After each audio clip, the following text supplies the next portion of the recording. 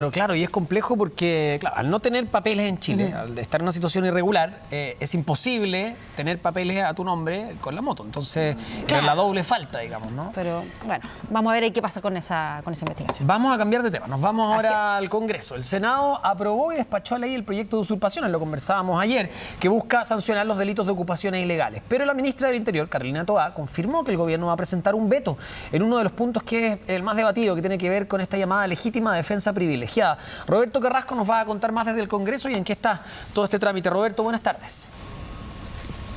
Hola Humberto, Patricia, ¿cómo están? Gusto en saludarlos. Muy buenas tardes. Al fin, después de prácticamente 4 años, salió del Congreso Nacional el proyecto de ley de usurpaciones. El 2019 se fue presentada esta moción parlamentaria y que también se enmarca en esta línea de proyectos de fast track, de proyectos en materia de seguridad para poder sacarlos los antes posible desde el Congreso Nacional, tanto de la Cámara de Diputadas y Diputados como del Senado. Bueno, en definitiva, esto ayer fue despachado por parte del Senado en tercer trámite.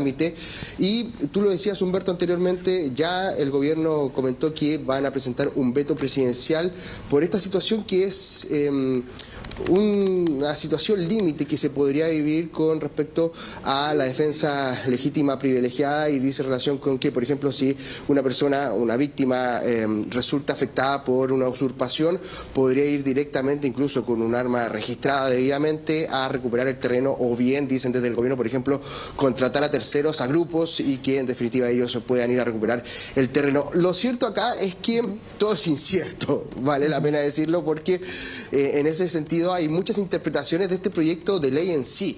Entonces, por parte del oficialismo dicen que esto es muy peligroso, por parte de la oposición dicen que no, porque la justicia demora mucho, entonces es mejor que las personas puedan ir directamente a recuperar su terreno o su hogar en este caso. Así que hay que estar muy atentos a lo que puede ocurrir durante los próximos días. ¿Cuánto tiene de tiempo el gobierno para presentar este veto? Son de 30 días. Te escucho, sí. Sí, es que solo estoy pensando en la gente que nos está viendo y que tal vez dice, sí, efectivamente, acá hay un tema con lo de las usurpaciones, no solamente, a lo mejor muchos piensan en la macrozona sur, pero esto también es un tema que se ha extendido a otras regiones y que consideran que se requieren más herramientas para que se pueda perseguir este ahora delito. Y desalojar, claro. Claro, exactamente, pero ese aspecto de la legítima defensa privilegiada, que al final es lo que ha generado el debate más intenso, ¿no? ¿Se refiere ahí puntualmente a qué? Porque también hay tantas interpretaciones, como tú decías, Roberto. Sí, a ver, lo que dice el texto es la autotutela, que en definitiva es lo que se pidió votar por separado ayer en el Senado y que es lo que más ha marcado este proyecto de ley, esta indicación. Bueno, principalmente es lo que les comentaba, que, por ejemplo, pongamos un ejemplo para que usted lo pueda entender en sus casas. Más práctico. Exacto. Hay una persona que es víctima de, en este caso, la usurpación de un terreno o de su vivienda. Puede ser en la Araucanía, por ejemplo, también esto se ha visto mucho en el último tiempo en lo que respecta al litoral central, al Quisco, al Algarrobo, etcétera.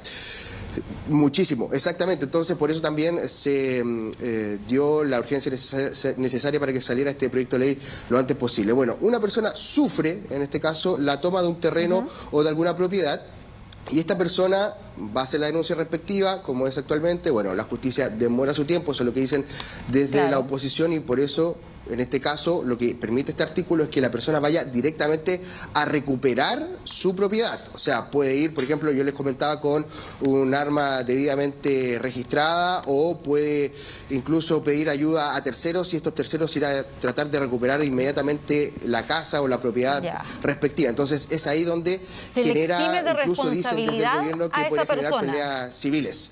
Eso es, en el fondo, que claro, se le exime de responsabilidad a esa persona que va por su cuenta defensa. a tratar de recuperarla, algo así. Exactamente, porque hay una legítima defensa. Es por eso también que se espera que pueda regularse de mejor manera este tipo de situaciones, porque incluso podrían haber peleas entre civiles, como han dicho el gobierno. ¿Te parece si escuchamos a la ministra del Interior, Carolina Toá, quien, una vez finalizada esta votación en sala, comentó lo siguiente? El Ejecutivo no va a vetar el que se pueda detener a quien usurpa, no va a vetar que este sea un delito permanente, no va a vetar que se excluyan los campamentos. Lo que va a vetar el Ejecutivo es que se permita que las personas por mano propia, con bandas armadas y de manera indefinida en el tiempo, puedan ir por sus propias manos a reivindicar sus derechos, porque para eso está el derecho, para eso están las policías, para eso están los tribunales. Para eso las sociedades civilizadas han establecido el monopolio de uso de la fuerza en las policías.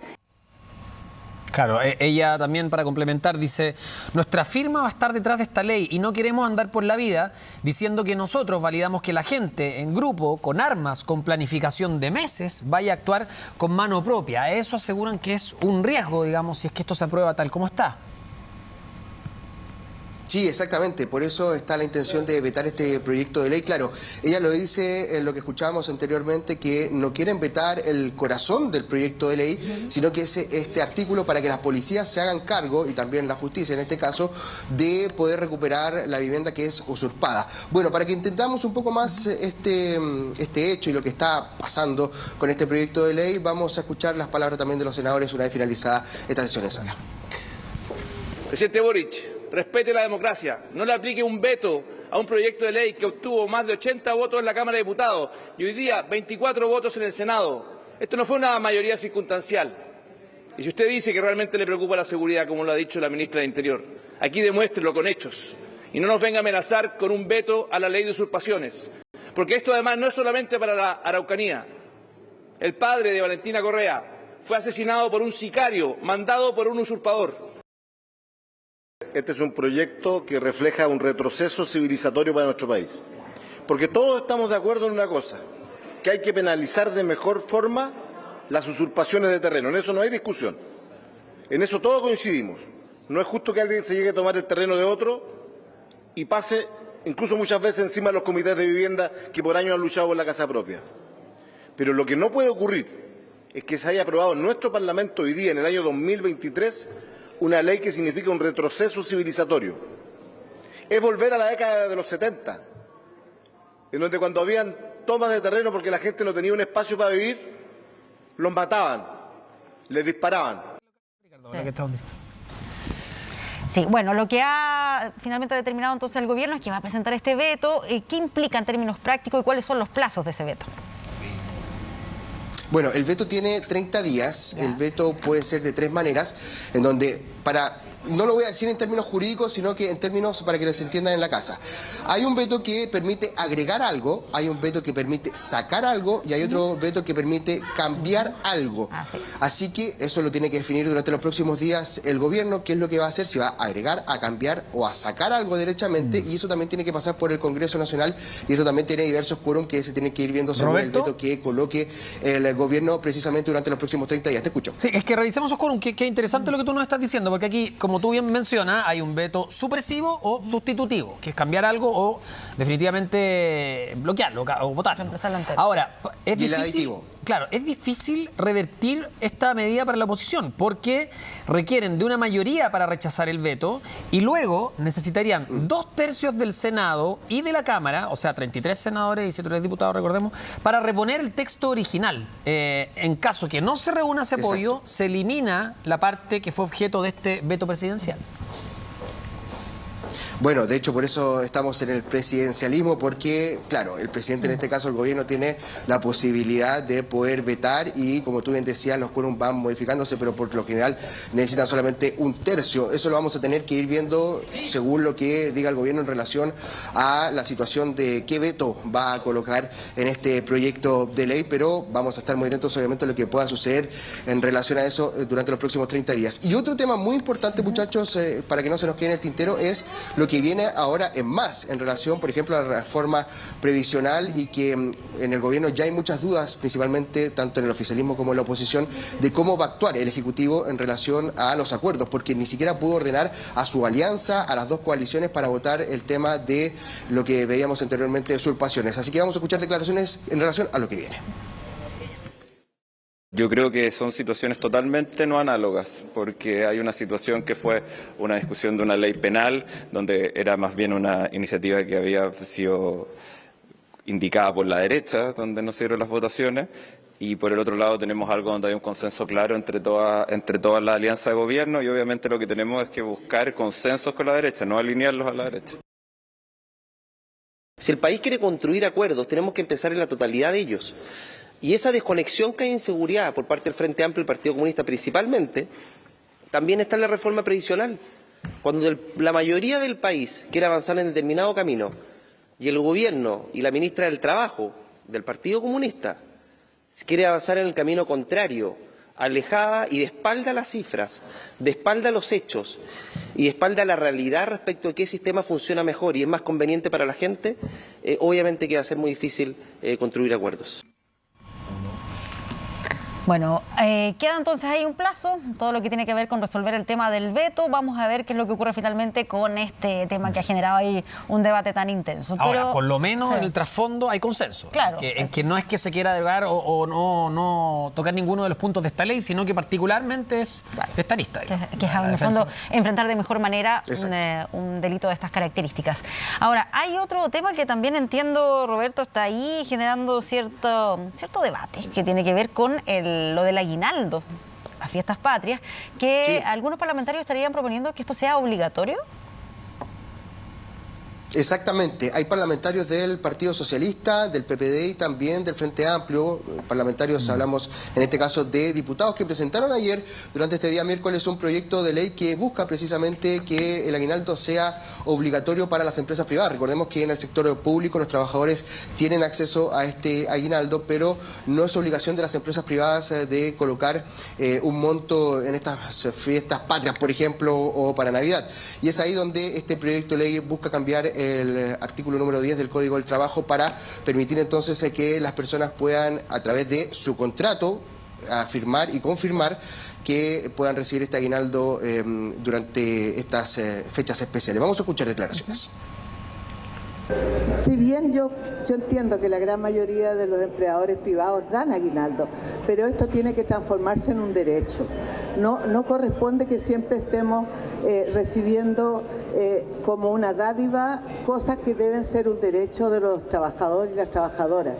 Y eso es un cambio de mentalidad, es un cambio de paradigma. O sea, cambiemos el aporte tipo patronal por algo que se transforme en un derecho. Yo quisiera que todos los trabajadores de Chile tuvieran un aguinaldo y un buen aguinaldo para que disfruten con su familia. Pero tenemos que tener claro 3 elementos. En primer lugar, este mismo año se rebajó de 45 a 40 horas la jornada laboral. Se subió el sueldo mínimo a 500.000 pesos.